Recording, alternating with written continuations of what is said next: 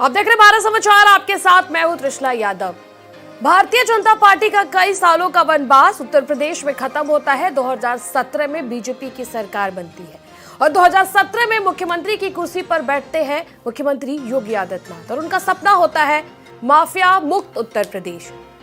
तमाम योजनाएं लाई गई, तमाम तरह की ताबड़तोड़ कार्रवाई की गई, माफियाओं का कमर तोड़ दिया गया।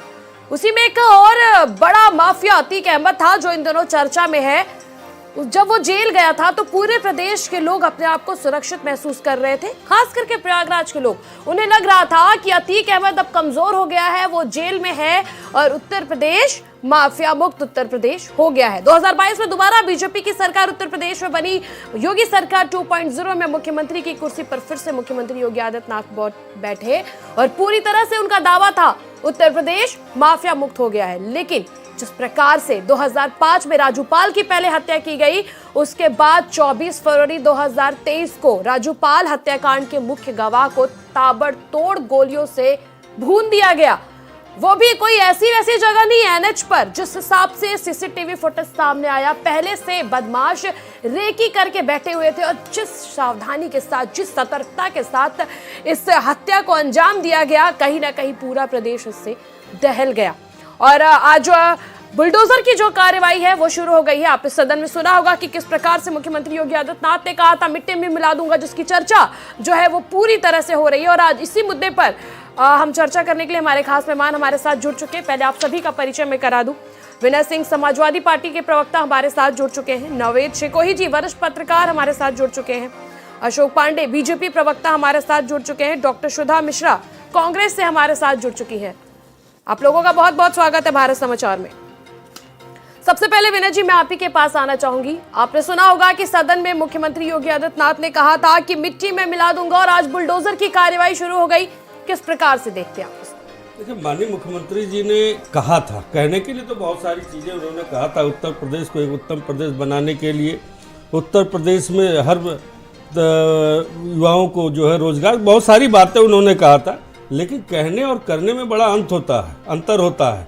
आज जो मुख्यमंत्री जी ने कहा कि हम माफियाओं को मिट्टी में मिला, पहले तो यह जानकारी करना बड़ा जरूरी है कि माफिया का मानक क्या है, अपराधी का मानक क्या है। अपराधी आप किसे मानेंगे, किस तरीके से? क्या माननीय मुख्यमंत्री जी के नज़र में अच्छा अपराधी और बुरा अपराधी टाइप का दो तरह की संज्ञा होती है? आखिर अपराधी किसको मानेंगे? जब हमारे उप मुख्यमंत्री माननीय केशव मौर्य जी के ऊपर भी कुछ केसेस हैं, माननीय मुख्यमंत्री जी के ऊपर केसेस से शायद उसको उठा लिया गया, तो बहुत सारे अभी आपके उनके सांसद ब्रजभूषण शरण सिंह, तमाम ऐसे लिस्ट है। अगर नाम लिया जाए तो आखिर अपराध की संज्ञा किसको देते हैं? अपराधी आप किसको मानते हैं? अपराध कहां से? जब तक इन सब चीजों पर आप निश्चित नहीं करेंगे कि अपराधी कौन है, अपराध ऐसे खत्म नहीं हो सकता। हाँ, अपराध खत्म करने के लिए माननीय राष्ट्रीय अध्यक्ष अखिलेश यादव जी ने जो 100 डायल चलाया था कि 10 मिनट के अंदर किसी भी घटना स्थल पर पुलिस पहुंच जाएगी, इस तरीके के विजन होने चाहिए कि हमें अपराध पर नियंत्रण कैसे करना है। केवल मुंह से बोलने से अपराध नहीं खत्म होगा, केवल जो है बेमनुष्यता के आधार पर कार्य करने से अपराध नहीं खत्म होगा। जो माफिया आज गुजरात के जेल में बंद है अतीक अहमद, जिसने इस घटना को अंजाम दिलवाया है, आपको भी पता होगा कि किन किन पार्टियों से इसके संबंध रहे हैं। ये किसी से छुपा नहीं है, प्रदेश की जनता जानती है। बिल्कुल त्रिशा जी, मैं इसको बताना चाहूंगा कि अतीक अहमद अगर कहना चाहती है आपकी कि समाजवादी पार्टी से, मैं कहता हूं कि कभी समाजवादी पार्टी किसी एक पार्टी की बात नहीं कर रही, पार्टी विशेष की बात, तमाम पार्टियों से संबंध रहे। आज जब उसका घर तोड़ा जा रहा है, समाज पार्टी में, मेरी बात सुनिए, एआईएम के प्रमुख जो है असदुद्दीन ओवैसी के साथ निकले हैं, तो मैं कब कह रही हूँ किसी एक पार्टी से उसके संबंध मैं आपको बता रहा हूँ। हाँ। कुछ संबंध सामने होते हैं, कुछ संबंध पर्दे के पीछे होते हैं। जैसे रीता बहुगुणा जोशी जी जब लोकसभा का चुनाव इलाहाबाद से लड़ रही थी, रातों रात उन्हें जिताने के लिए, किस लिए अतीक अहमद को रातों रात चुनाव आयोग से परमिशन लेकर के इलाहाबाद प्रयागराज जेल में क्यों शिफ्ट करना पड़े, कौन सी दिल लगी थी? आखिर ये भी तो बताने का प्रयास करें माननीय मुख्यमंत्री जी। आप जो है पर्दे के पीछे अलग तरीके से अपना गठजोड़ करते हैं। आप सत्ता और चुनाव के लिए, आप वोट के लिए किसी भी हद तक जा सकते हैं, लेकिन उत्तर प्रदेश की हालत आज जिस तरीके से है, आपने देखा कि संगठित अपराध उत्तर प्रदेश में बढ़ा है, किस तरीके से कोर्ट के अंदर धड़ाधड़ जज के सामने गोलियां चल रही हैं, किस तरीके से दिन दहाड़े सड़क पर माफियाओं ने उमेश पाल की हत्या कर दी। इस तरह के तमाम ऐसे संगठित अपराध है आज जो हमको मुंह चिढ़ा रहे हैं। उत्तर प्रदेश में बड़े अपराध कम नहीं हुआ है कहने के लिए, आज कहीं न कहीं अपनी नाकामियों को छुपाने के लिए ये लंबी लंबी बहुत ही बड़ी बड़ी बातें करने से नहीं होता है। लेकिन कार्रवाई तो हो रही है, आपने देखा कार्रवाई तो शुरू हो गई ना। और मेरी बात सुनिए, अतीक अहमद जैसे कुख्यात अपराधी के ऊपर राजनीति करने का वक्त नहीं है ये। अच्छा ये बताइए जी, सरकार आपकी है, जेल आपका है, वहां भी सरकार आपकी है गुजरात में, यहाँ भी बरेली में जो है जेल आपकी है, अधिकारी आपके हैं, कैसे गुफ्तगू करते हैं, कैसे षड्यंत्र रचते हैं, कहाँ है आपकी खुफिया।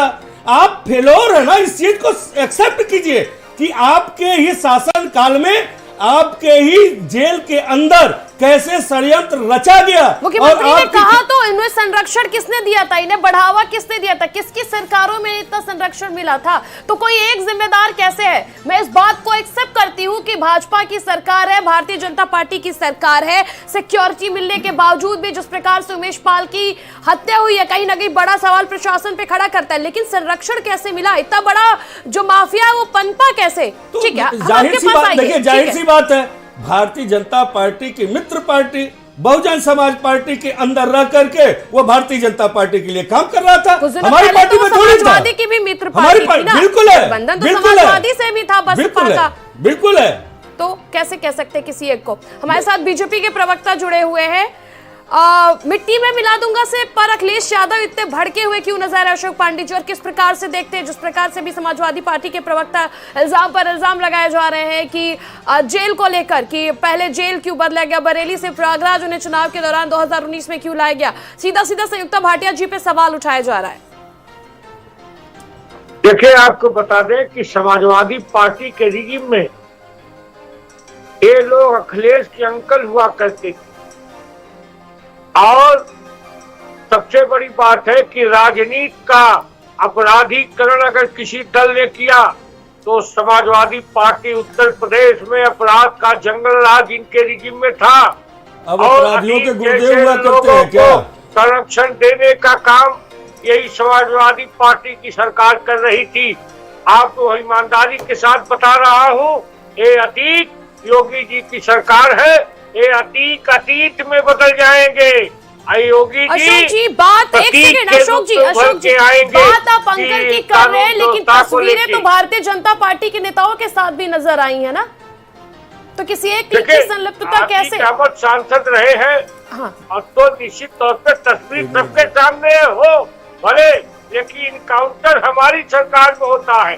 उनकी जमीन को अवाप्त हम कर लेते हैं, उनकी अरबों की जमीन हम ले लेते हैं, सरकार ले लेती है, घर बुलडोजर से हम दिलाते हैं। तो जब अतीक अहमद के घर, मेरी बात सुनिए, बुलडोजर तो अतीक अहमद के घर भी चला था, पैतृक घर पे तो अपने रह नहीं रहा था।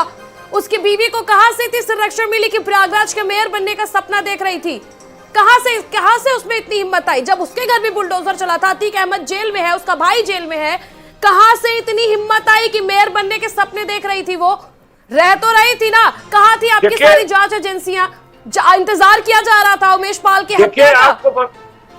सुनिए जी, सुनिए, सबसे बड़ी बात यह है कि समाजवादी पार्टी की सरकार में ऐसे लोग ही मेयर और विधायक होते थे, तो उनको ये सपना जरूर देख रही थी, लेकिन उनकी सारी संपत्तियों को अवाप्त करके हम लोगों ने बता दिया बड़ा से बड़ा कोई अपराधी क्यों नहीं होगा, अतीक अहमद अतीत बन जाएंगे, योगी जी प्रतीक बन जाएंगे उत्तर प्रदेश में कानून पे अंकुश लगाने के लिए।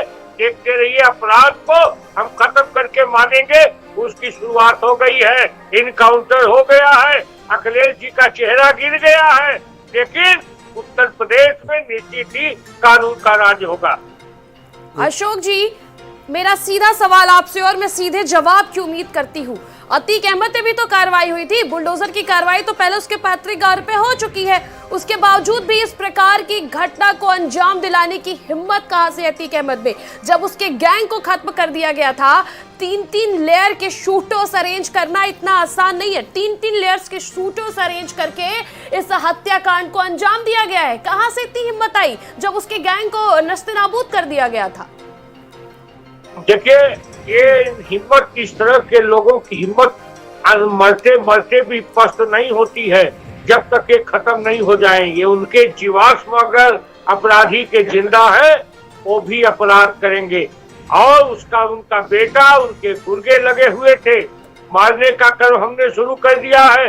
इनकाउंटर जब हम करते हैं उस पर भी समाजवादी पार्टी के लोग चिल्लाने का काम करते हैं।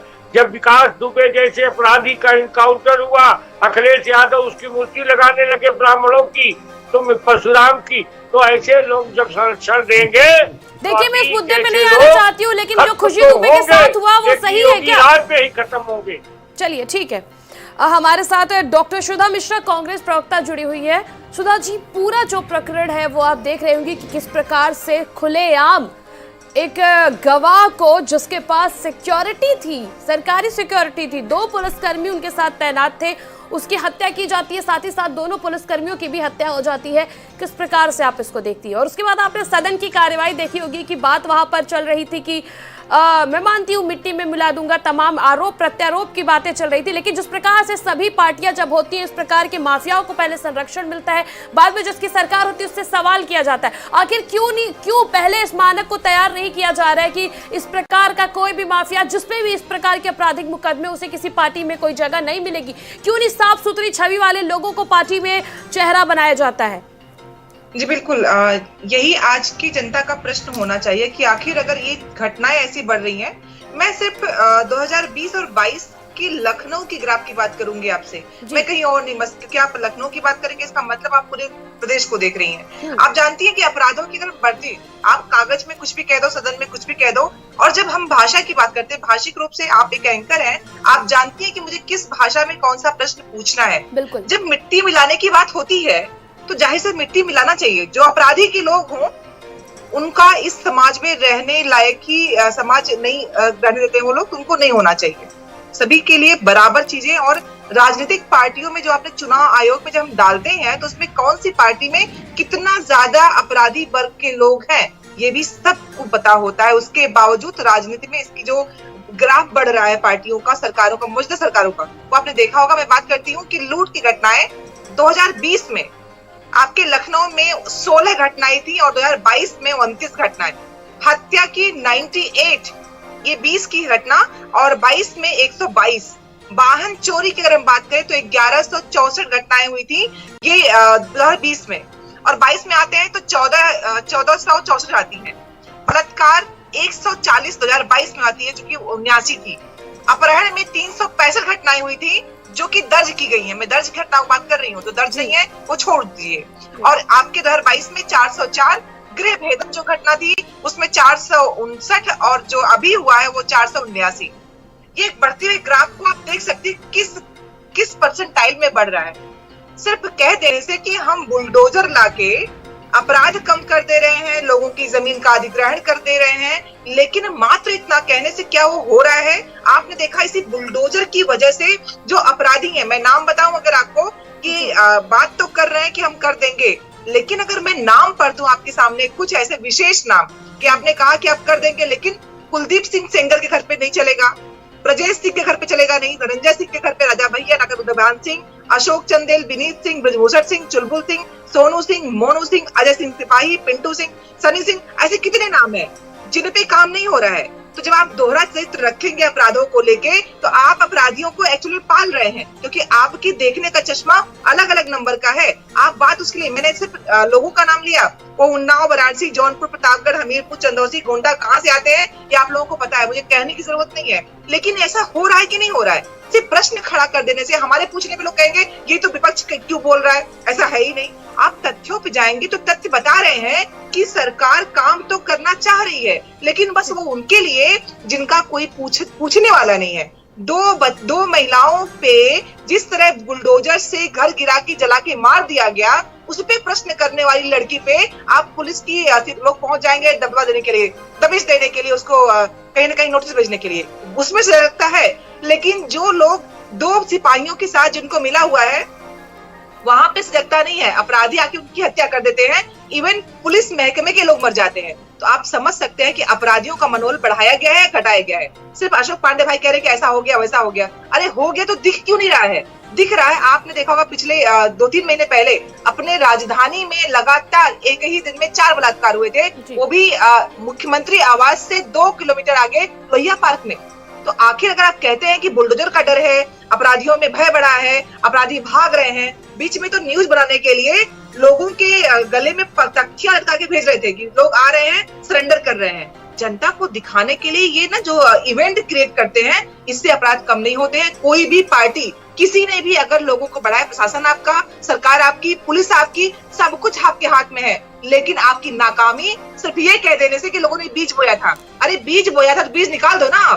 आप जानते हो बीज बोया गया है। अगर आप बीज बैठ के विधानसभा में बोल रहे हो कि बीज डालने वाला कोई और है, तो आपको अगर पता है कि बीज डाला गया और बीज ये है, आपने निकाला कैसे नहीं? इसका मतलब आप पूरी तरह से नाकाम है और आपकी नाकामी इन शब्दों से छुप नहीं सकती है, क्योंकि जितने तथ्यों की मैंने बात की वो तथ्य हैं केवल। ठीक है, अशोक पांडे जी क्या कहेंगे? सीधा सीधा डॉक्टर सुधा मिश्रा का कहना है कि अगर बीज बोया तो आपने हटाया क्यों? और मेरा भी सवाल आपसे है कि जब ये था, उसके घर पर बुलडोजर की कार्रवाई पहले हुई थी, तो इतनी मजबूती के साथ इतने बड़े हत्याकांड को अंजाम आखिर कैसे दे दिया अतीक अहमद के गुर्गों ने?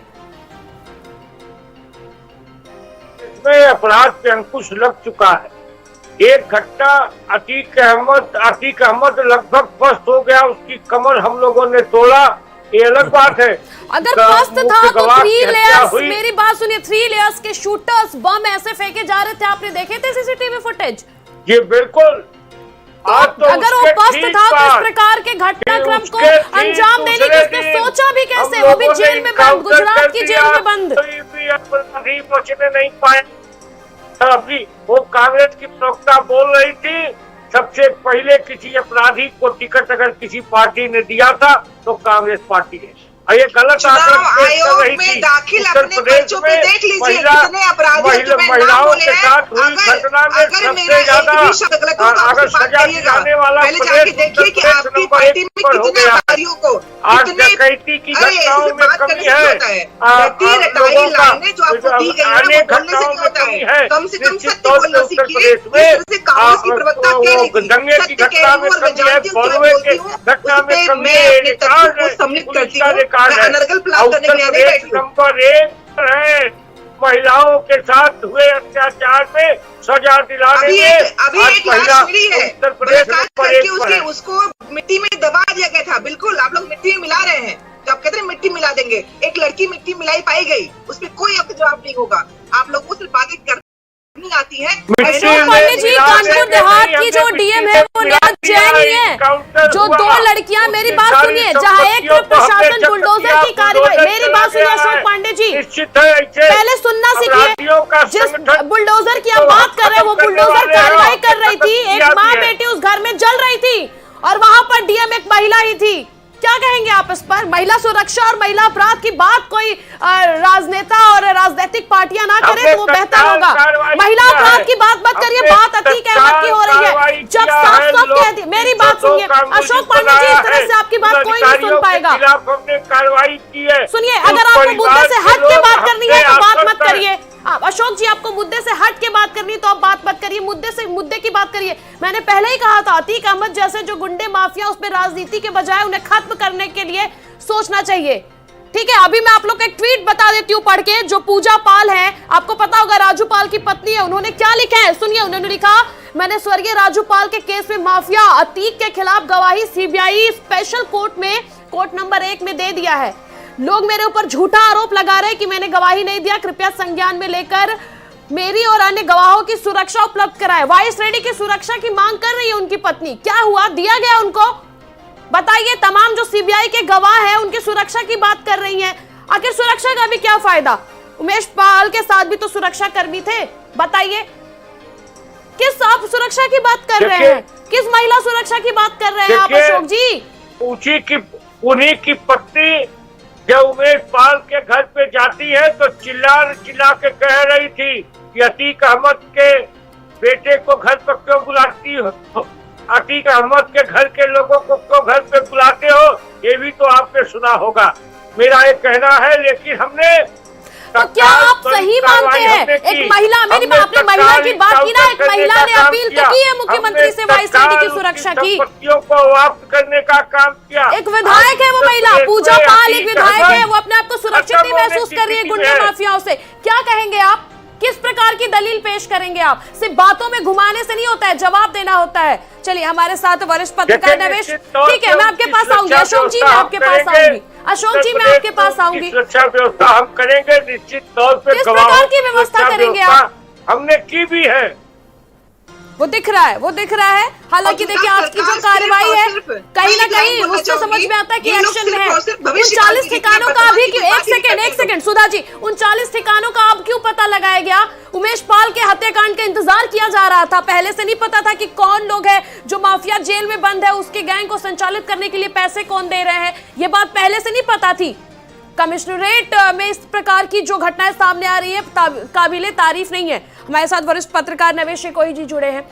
नवेश जी, आपने सुना कि किस प्रकार से जब सवाल पूछो तो दूसरे पार्टी पर आरोप लगा दिया जाता है और दूसरे पार्टी से जब सवाल पूछो तो दूसरे पार्टी पर आरोप लगा दिया जाता है, जबकि साफ साफ है कि कोई भी गुंडा माफिया जो है वो किसी भी पार्टी से अछूता नहीं है। जिस प्रकार से अब पूजा पाल वाई श्रेणी की सुरक्षा की मांग कर रही है, एक महिला विधायक है वो, और किस तरह से आप इस पूरे घटनाक्रम को देखते हैं?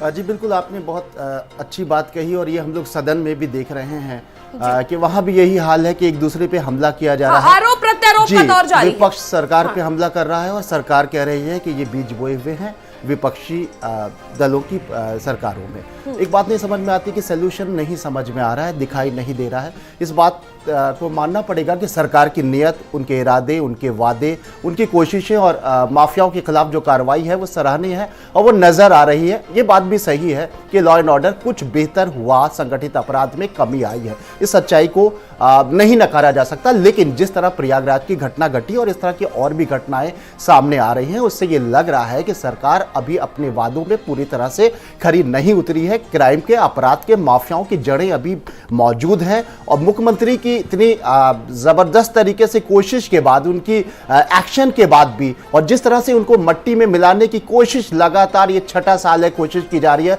उसके बाद भी इतने जघन्य अपराध जो सामने आ रहे हैं, जो दूसरे राज्यों से असलहे आ रहे हैं, बारूद आ रहा है, इससे ये जाहिर होता है कि कहीं ना कहीं इंटेलिजेंस फेल है, कहीं ना कहीं पुलिसिया तंत्र जो है उसमें कोई ना कोई कमी अभी रह गई है, जिसकी वजह से माफिया राज अभी बरकरार है। लॉ एंड ऑर्डर कुछ बेहतर हुआ, मैं बार बार कह रहा हूं, लेकिन पूरे तरीके से जिस तरह का वादा था, जिस तरह से सांप्रदायिक दंगों में लगभग खत्म हो गए, उस तरीके से इस तरह की वारदातें खत्म नहीं हो रही हैं और गाहे बागाहे इस तरह की चीजें सामने आ जाती हैं। सत्ता पक्ष जो बात कह रहा है वो अपनी बात उसकी लाजमी हो सकती है कि भाई फला फला पार्टी में इनको संरक्षण दिया गया था और सांसद बनाया गया, तो उसको नहीं नकारा जा सकता। लेकिन ये रोना कब तक रोएंगे? आपको मौका जनता ने बार बार दिया, दूसरी बार इतिहास रचा है और ये आपका 6ठा साल है और आपने कार्रवाई भी सराहने की। जनता बुलडोजर को पसंद करती है, जनता इस योगी जी के इस वाक की सराहना कर रही है कि हम मट्टी में मिला देंगे, क्योंकि मट्टी में जब एक माफिया मिलता है तो लाखों आम जनता, शांतिप्रिय जनता जो है उसको कहीं ना कहीं राहत मिलती है, उसको लगता है कि हम सुरक्षित हैं। इस कार्रवाई के ऊपर कोई नहीं सवाल उठा सकता, सभी लोग सराहना कर रहे हैं। लेकिन कहीं ना कहीं आपका इंटेलिजेंस, आपका पुलिसिया तंत्र और आपकी तमाम कोशिशों के बाद भी अगर इस तरह की घटनाएं सामने आ रही है तो मुझे लगता है कि एक बार रिव्यू होना चाहिए और जो भी एक कार्रवाई का जो एक मॉडल है उसमें और भी सुधार होना चाहिए। एक सवाल बड़ा है, मैं कई डिबेट में यह प्रश्न कर चुका हूं खासतौर से भाजपा के साथियों से, कि जिस तरह से अतीक उत्तर प्रदेश के जेल में नहीं है, माफियाओं को उत्तर प्रदेश के जेल में अगर नहीं रखा जा रहा है तो इस बात को कबूल किया जा रहा है कि उत्तर प्रदेश जहां ये वादा है, जहां का ये नारा है कि माफिया पलायन कर चुके हैं, हम पूरी तरीके से हमारा लॉ एंड ऑर्डर, हमारा पुलिसिया तंत्र जो है मजबूती से काम कर रहा है, तो क्या जेल किसी दूसरे राज्य के हैं? क्या जेल का संचालन कांग्रेस, समाजवादी पार्टी और बसपा चला रही है? क्या जेल विदेशी हाथों में है? जेल का जो तंत्र है वो कहीं ना कहीं कमजोर है। इस बात की बानगी है कि अतीक अहमद यहां पर नहीं है, वो दूसरे राज्य में है। इसका मतलब कहीं ना कहीं जेल से संचालन हो रहा है। जो कहा जा रहा है कि कुछ जेल में है, कुछ ने पलायन कर लिया है और कुछ अभी दबे कुचले उनको हम मिट्टी में मिला देंगे। पहला प्रश्न तो यही उठता है कि जेल में इतना बड़ा माफिया अगर है तो वो यूपी में क्यों नहीं है, वो उत्तर प्रदेश की पुलिस की निगरानी वाले जेल में क्यों नहीं है? क्या उत्तर प्रदेश सरकार जो है वो अपने जेलों का तंत्र नहीं समझ पा रही है, या उसकी सुरक्षा मुहैया नहीं कर पा रही है, या उसमें कौन सी खोट है? ये बड़ा प्रश्न बनता है। और इस तरह की तमाम चीजें जो है वो मुख्यमंत्री योगी आदित्यनाथ जी की मंशा को कहीं ना कहीं फेल कर रही है। लेकिन मुख्यमंत्री की मंशा और उनके इरादे और उसकी एक्शन की जनता सराहना कर रही है, लेकिन जो इनपुट्स हैं, जो आउटपुट्स आ रहे हैं, कहीं ना कहीं उसमें कोई कमी है। और मुझे लगता है कहीं से भी जो मुख्यमंत्री की मंशा उस पर सवाल नहीं उठाया जा सकता, क्योंकि उन्होंने कार्रवाई की है। बिल्कुल, ये पूरा प्रदेश कई ऐसे माफिया जिन्हें उन्होंने एक्चुअल में मिट्टी में मिलाया है, ठीक है, लेकिन ये जो घटनाक्रम सामने आया है कहीं ना कहीं इसने पूरे प्रदेश को दहला दिया है। ये कोई छोटा मोटा घटनाक्रम नहीं है। 2005 में AK-47 से सीधे सीधे गैंगवार फायरिंग की गई, उसके बाद अब मुख्य गवाह को जिस हिसाब से मारा गया। अशोक पांडे जी, मैं आपके पास आना चाहूंगी और मैं नवेद जी को सुना होगा कि क्या कहेंगे आप इस पर। आखिर आपको अपने जेल तंत्र पे भरोसा नहीं है? माफिया गुजरात के जेल में क्या कर रहा और गुजरात के जेल से इतने बड़े घटनाक्रम को अंजाम दिलवा दे रहा है, क्या कहेंगे आप उस पर?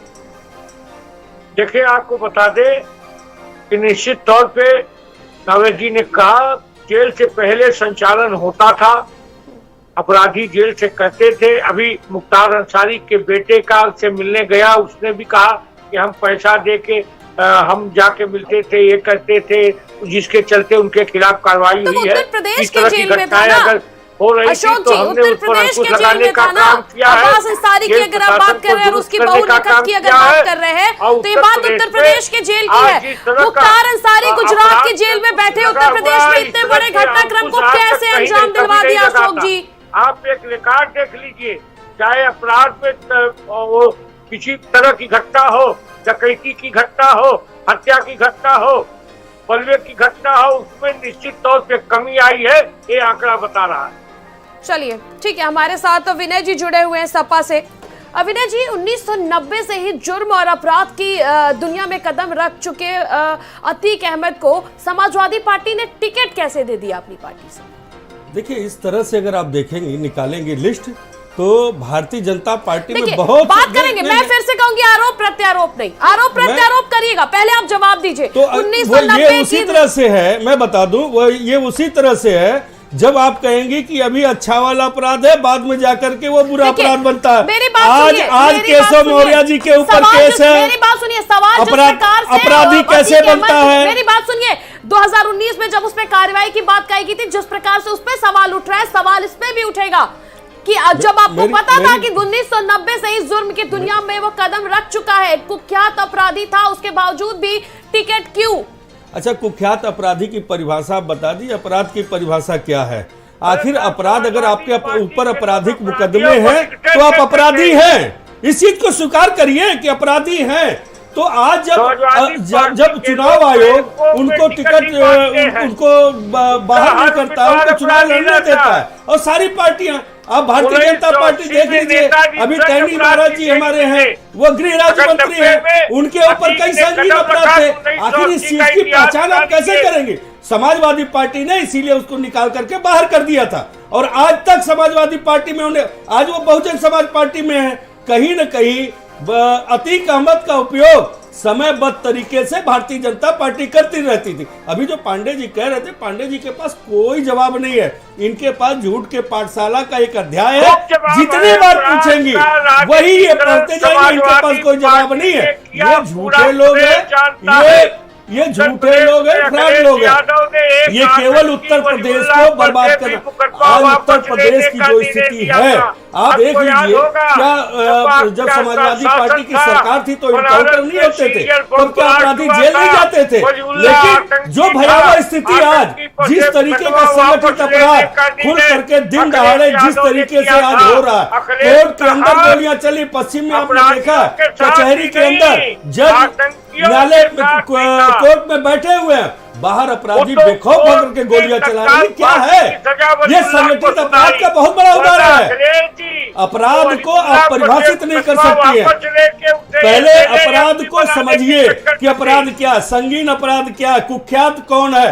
52 मुकदमे अगर आपके ऊपर है तो कुख्यात अपराधी क्या आप नहीं हो सकते हैं? आखिर आप कैसे मानेंगे? आप जो हमारे उप मुख्यमंत्री जी के ऊपर 52 केसेस हैं, अब उसको देखना पड़ेगा कौन छोटा केस है, कौन अच्छा वाला अपराध है, कौन बड़ा वाला अपराध है। इसको आप कैसे परिभाषित करेंगे? भारतीय जनता पार्टी केवल एक मुखौटा पहनती है और वो ढोल बजाती है इन बातों से कि लोग जो है सामाजिक मुद्दे जो हैं, जो जनता के और मुद्दे हैं, वो कहीं कहीं कार्रवाई की नजर बात नहीं कर रहे हैं, तमाम तरह की बातें कर रहे हैं। जब सदन में मुख्यमंत्री ने कहा कि ऐसे अपराधियों को मिट्टी में मिला दिया जाएगा, तो अखिलेश यादव उस पर इतना भड़क क्यों गए? देखिए, कहीं कोई नहीं भड़का है। जब जवाब प्रतिक्रिया देना सबके नहीं सामने कोई है, अगर प्रतिक्रिया सबके देखिए सामने है। देखिए देखिए, अब अगर आप मीडिया पर सवाल उठाएंगे तो यहाँ पर आपके पास कोई मौका नहीं है। फटे सदन ढोल की कार्रवाई पूरा देखिए, प्रदेश देख रहा था। फटा ढोल बहुत तेज बजता अगर ढम ढम कर करके, लेकिन अगर आप तार्किक रूप से बात करेंगे तो आवाज तेज बोलने से ये नहीं होता कि वो डर गए या वो नहीं डरे। माननीय राष्ट्रीय अध्यक्ष जी ने कल सदन में बैठ करके जिस तरीके से भारतीय जनता पार्टी से पूछा है कि बताओ हमारा उत्तर प्रदेश आज कहाँ है, माननीय मुख्यमंत्री जी के पास जवाब नहीं है उसको बता। आज इन्होंने जो बताने का प्रयास किया है, किस तरीके से उसको परिभाषित किया है, ये कौन सी जांच एजेंसियां, क्या नीति आयोग की बात को आप गलत कर देंगे? अगर नीति आयोग क्या अलग से कहे, एनसीआरबी के डाटा में कहते हैं कि महिला अपराध घटा, महिलाओं अपराध में पीछे। आज बराबर जिस तरीके से महिला अपराध आपने देखा है कानपुर में, किस तरीके से बुलडोजर के नाम पर जिंदा प्रशासन ने जलाया और किसी ने नहीं जलाया, प्रशासन ने जलाया यानी सरकार ने जलाया। तो सरकार ने विभत्स कांड किया जिस तरीके, इस तरह देखिए बुलडोजर के पास कोई मानवीय चश्मा नहीं होता है कि आप जो है बुलडोजर के देखिए, बुलडोजर चलना चाहिए, मेरी बात सुनिए, आज जो प्रयागराज में कार्रवाई हो रही है, क्या आप उसमें बुलडोजर नीति की तारीफ नहीं करते? बिल्कुल नहीं, बिल्कुल चलना चाहिए, लेकिन ये बुलडोजर अभी तक क्या उसमें तेल नहीं था क्या? अभी तक बुलडोजर कहाँ खड़ा हुआ था? काहे नहीं बुलडोजर चला है?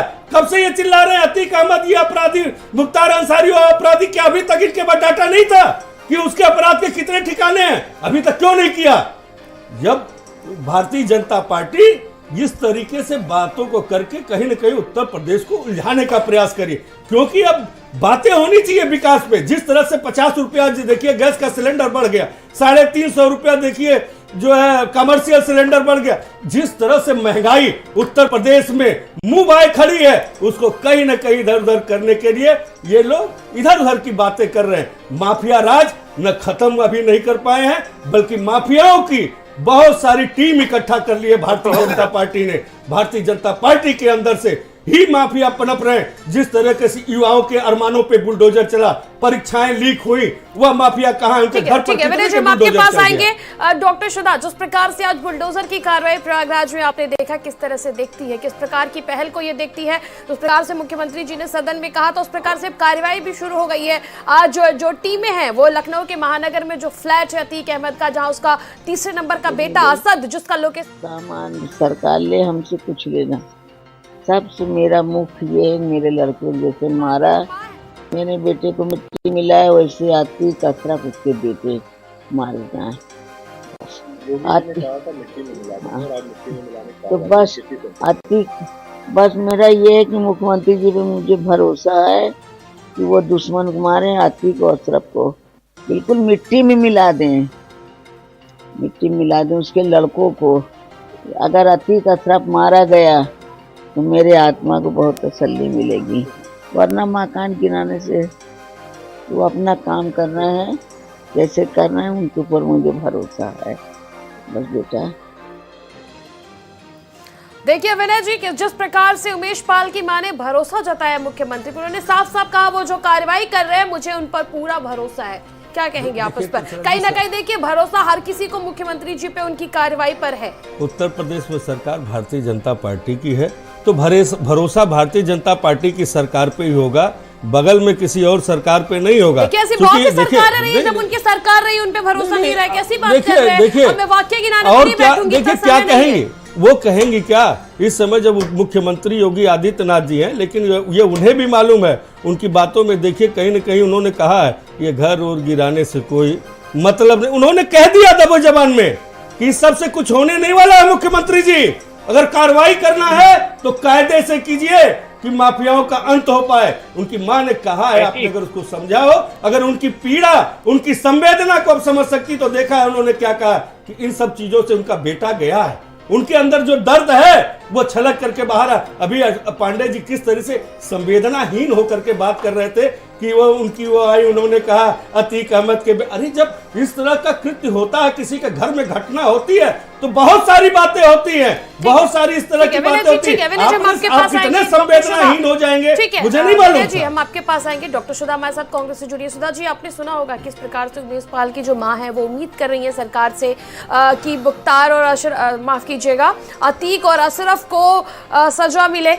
और एक पहला सवाल जो मैंने पहले भी आपसे पूछा था कि जो बुलडोजर की कार्रवाई शुरू हुई है, 40 ठिकानों को जो है वो निशानदेह किया गया है और अब उस पर कार्रवाई शुरू, किस प्रकार से आप इसको देखती हैं? जी बिल्कुल, मैं जब भी इस तरह की कार्रवाइयां चूंकि घटना हो जाने के बाद होती हैं, चिंता का प्रश्न ये नहीं है कि आज जो हो रहा है वो अच्छा या बुरा है। जाहिर सी बात है, जब आप घटना के बाद कोई काम करते हैं तो वो व्यक्ति वापस लौट के नहीं आता है। और जो उनकी माँ ने बोला वो यही था कि बेटा तो मेरा चला ही गया है, और घर गिराने से क्या, अगर घर गिराने से हुआ होता तो आप भी जानती हैं इसके पहले ये सब चीजें पहले हो चुकी थी, लेकिन उनके जो अपराध के काम थे वो रुके नहीं। इसका मतलब ये एक तरह से दिखावा, तो नमूना तो हो सकता है कि हम किसी का घर गिरा दें, हम किसी का जमीन ऑफ कर लें, कुछ भी कर लें, ये एक तरीका हो सकता है डराने का। लेकिन आप जानते हो, अगर इस बुलडोजर की सारा श्रेय मुख्यमंत्री जी को जाता है, अगर ये अच्छा काम करता है, तो इस बुलडोजर से जो हानियां हो रही हैं, इस बुलडोजर नामक गाड़ी जो मशीन है, इसकी वजह से जो घटनाएं ऐसी हो रही जो अमानवीय है, क्या उसका श्रेय हमारे योगी जी लेंगे? आज की घटना की बात करती हूँ मैं। अगर हमारे इस मौजूदा सरकार के 6 वर्षों में उन्हें सबके बारे में सारे संज्ञान है, पुलिस महकमा उनके साथ है, विपक्ष को तो वो कहीं जाने आने देते नहीं है, वो अलग बात हो गई। अगर सारी इंफॉर्मेशन उनके पास थी तो क्या ये हमारा प्रश्न नहीं बनता है, सीधा प्रश्न, कि किसी की मृत्यु के बाद अगर आप कोई घटना का अंजाम दे रहे हैं, उसको तब आप दे रहे हैं कि नहीं अब हम कर देंगे? तो क्या जितने अपराधियों के मैंने पहले नाम लिए थे, जिन नेताओं को जो कि भाजपा में नेता हैं, जिन पे कोई काम नहीं किया गया, क्या ये बुलडोजर कल वहां जाके वो काम करेगा कि हम इस प्रदेश में अपराधों के ग्राफ को घटाने के लिए, चाहे वो व्यक्ति किसी भी पार्टी का होगा, किसी भी पार्टी का होगा, मैं यहाँ इसलिए बार बार कर रही हूँ, किसी भी पार्टी का व्यक्ति हो, उसके घर को गिराएंगे, जमीन ले लेंगे, पूरा का पूरा उसके घर के लोगों को सीधा सवाल। ठीक है सुधा जी, समय की कमी। अशोक जी, आपने सुना होगा कि डॉक्टर सुधा जो कांग्रेस की प्रवक्ता, उनका साफ साफ कहना है कि चलो अतीक अहमद पे कार्रवाई हो रही है, होनी भी चाहिए, लेकिन इसके बाद अतीक अहमद पर पहले भी कार्रवाई, उसके बावजूद भी जिस प्रकार से उसने घटना को अंजाम दिया, क्या इसके बाद योगी सरकार एक्टिव होगी और पहले से जिन पर आपराधिक मुकदमे हैं, जो अपराध में संलिप्त है, क्या उन पर कार्रवाई होगी या फिर इंतजार किया जाएगा कि किसी घटना को अंजाम दे तब उन पर कार्रवाई? देखिए, पहली बात तो यह है कि अपराध की घटनाओं में बिल्कुल कमी आई है, ये हकीकत। फिर वही कविता पढ़ रहे हैं। अरे बंद करिए कविता पढ़ना, बार-बार यही लाइन बोल रहे हैं। हमारे पास समय की कमी है। अरे बताइए ना कि हर जिले के टॉप 10 अपराधियों की सूची जल्द जारी की जाएगी, और वो जो टॉप 10 अपराधी है उनके घर को गिराया जाएगा, ये कहिए ना। मैं आप सभी को रोकना चाहूंगी समय के। नवेद जी, आपने पूरे डिस्कशन को सुना और आपने सवाल भी सुना जिस प्रकार से भारतीय जनता पार्टी चल रही है, लेकिन सबके बीच, अशोक जी एक सेकंड, इन सबके बीच बुलडोजर नीति की तारीफ हो रही है, जो राजूपाल की मां है उन्होंने भी इस नीति की तारीफ की। किस प्रकार से देखते, शॉर्ट में मैं आपसे। ये बात सही है कि बुलडोजर नीति की तारीफ हो रही है, लेकिन बुलडोजर नीति की तारीफ तब मुकम्मल होगी जब ये बुलडोजर चलने के बाद कोई घटना ना घटे। अगर घटना घट रही है तो इसका मतलब जो है वो अधूरा है, कहीं ना कहीं निष्पक्षता नहीं है, या जो भी हो या कमी है। एक चीज मैं जरूर कहना चाहूंगा कि देखिए, आज पूरा जो मामला चल रहा है वो इस बात को लेकर चल रहा है कि जो मेन मास्टरमाइंड है अतीक के ऊपर जो सवाल उठ रहे हैं, वो पॉलिटिशियन, यानी उसको टिकट दिया गया, उसको संसद भेजा गया, ये बड़ा प्रश्न है। और आज की तारीख से सारे दलों को ये संकल्प लेना चाहिए कि कम से कम हम अपनी पार्टी में ऐसे लोगों के ऊपर जिनके ऊपर मुकदमे है, जिनकी बैकग्राउंड ऐसी है, उनको टिकट नहीं देंगे। और अगर टिकट दिया जाता है, उनको किसी भी पार्टी में शामिल किया जाता है, तो जनता को यह संकल्प लेना चाहिए कि ऐसी पार्टी को हम इग्नोर करेंगे, जबकि सारी पार्टियों में, चाहे वो भाजपा हो, चाहे सपा हो, चाहे बसपा हो, चाहे कांग्रेस हो, हर जगह ऐसे लोगों को मौका दिया जाता है, टिकट दिया जाता है और संरक्षण दिया जाता है, और यही लोग उस जनता को कहीं ना कहीं इस तरीके से हत्या करते हैं, वारदातों को अंजाम देते हैं। बिल्कुल, पहले देखिए हौसले बुलंद कर दिए जाते हैं, तमाम राजनीतिक पार्टियां कोई अछूती नहीं अतीक अहमद से। और इन सबके बीच जो एक और अपडेट देखिए, जिस प्रकार से अतीक अहमद की पत्नी ने अब याचिका दायर कर दिया है कि वो सुरक्षित महसूस नहीं कर रहे हैं अगर गुजरात की जेल में ही पूछताछ किया जाए। आप हिम्मत देखिए अपराधियों को, इतने बड़े घटनाक्रम को अंजाम दे दिया गया, उनकी पत्नी फरार है, लेकिन हिम्मत देखिए कि वो अब ये याचिका दायर कर रही हैं। कितना दुरुपयोग है कानून का, वो याचिका दायर करी कि उत्तर प्रदेश की जेल में ना ला जाए पूछताछ करने के लिए, उधर ही पूछताछ किया जाए। लेकिन इन सब के बीच मैं भी यही उम्मीद करती हूँ और पूरी जो उत्तर प्रदेश की जनता वो यही उम्मीद करती है कि इस प्रकार के अपराधियों को खत्म किया जाए। इस प्रकार की अपराधियों पर राजनीति करने के बजाय इस प्रकार के अपराधियों को वाकई में मिट्टी में मिलाया जाए, ताकि कोई माँ अपना बेटा ना खोए, कोई पत्नी अपना पति ना खोए। फिलहाल में इतना ही। देखते रहिए भारत समाचार।